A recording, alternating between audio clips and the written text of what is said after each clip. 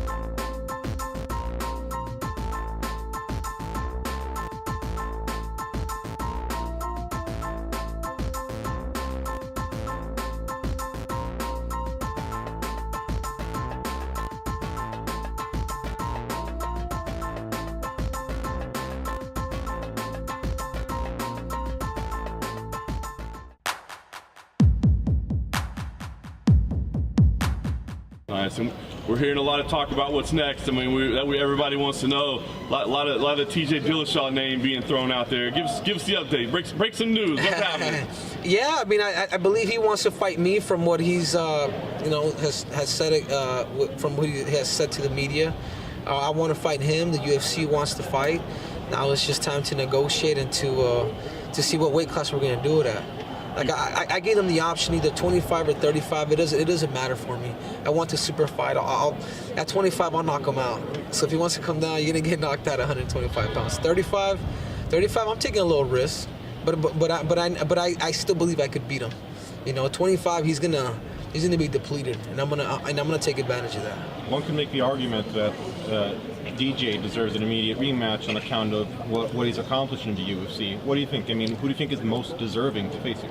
Man, but this is absolutely. There's Demetrius Johnson. There's the rematch. When it comes to what he's done, absolutely. But I know Demetrius is also hurt.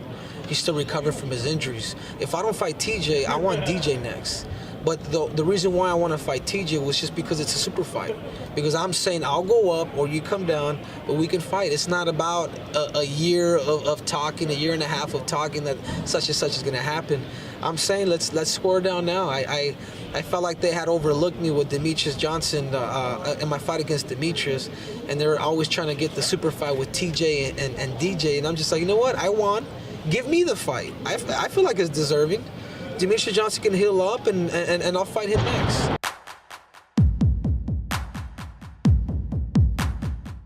The best percentage chance of taking my title is actually me going out there and having that perfect fight. That's when I'm going to retire. I've said it all along. I'm not going to retire because of somebody beat me. I'm not going to retire because I get old. I'm not going to let myself get to that point. I'm going to retire when I feel like I held nothing back, no hesitation.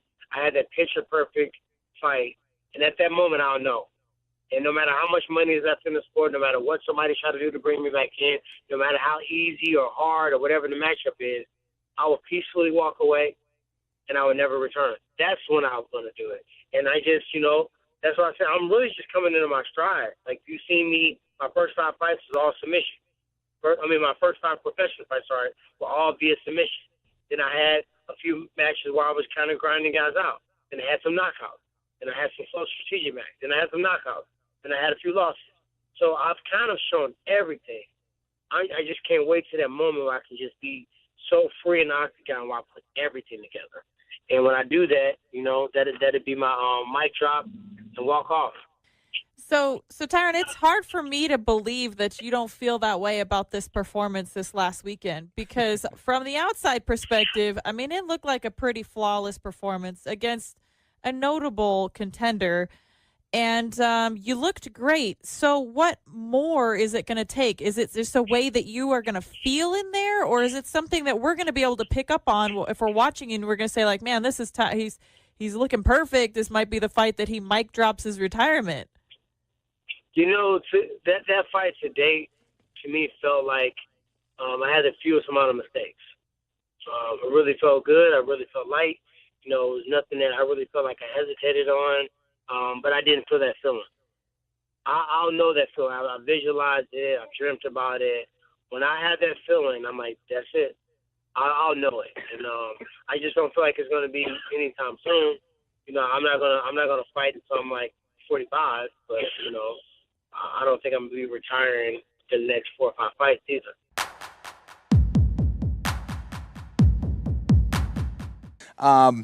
Listen, I think he's a fantastic fighter. I still think that wasn't the best of his performances. I think it took him a little while to get into his rhythm, and certainly, getting a fight like that on relatively short notice, I think might have thrown him off a little bit. And Brandon Davis is very tough, and he really didn't have a whole lot to lose in that fight. But for Zabit, I mean, he continues to impress, and he's consistent. He's winning, and it was a good win. And it wasn't a perfect performance, and you're right, it left him open to people suggesting that he's overrated. I think that sort of lacks respect for Brandon Davis in some respects, and I also just think that maybe, he isn't quite ready for Chad Mendes. I mean, that seems to be the name that he keeps coming back to if Yair Rodriguez is not ready. I don't know what will happen. I think they want to make that Zabit Yair fight, but if all of a sudden it's Chad Mendes, who is, perennial number 1 or 2 guy, we'll see where Zabit is at, but certainly you're always excited to see his name on the fight card. BJ Penn is back. That's cool. I mean, kind of. Look, I'm a fan of BJ Penn. I don't know.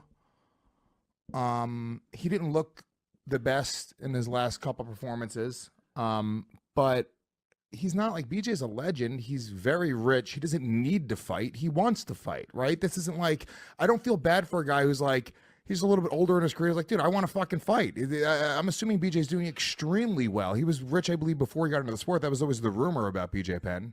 I'm a fan of BJ Penn. I'm just not a fan of this fight. Although this is a fight that he should win. Who's he fighting again? What's his name? He's the submission guy. Ryan Hall. Yeah, Ryan Hall. So Ryan Hall's predominantly a submission guy, not really a heavy striker. Listen, you're right, Lewis. BJ comes from, and he wouldn't mind me saying this. There's nothing wrong with saying this. He comes from a pretty wealthy family in Hawaii. They own a lot of land there on Hilo. By all accounts, that's what I'm led to believe. Obviously, I haven't audited his family's fucking accounts, but that's what I hear. I hear he's from a wealthy family. And that was prior to being in the UFC, but the guy likes to fight. He is a born fighter. BJ is a natural fighter.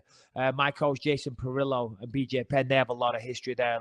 And the fact that BJ, as we just said, comes from a family, that's, they have financial backing. He's got business endeavors that are doing very well, and he's still going to come back and fight. You got to take your hat off to him. Is it the right thing? Who knows? Have we seen the best BJ Penn in the past? Probably, but the fact that he is such, and I mean this not condescendingly, but such a warrior, such a true fighter, wants to go out there and fight. You got to respect that.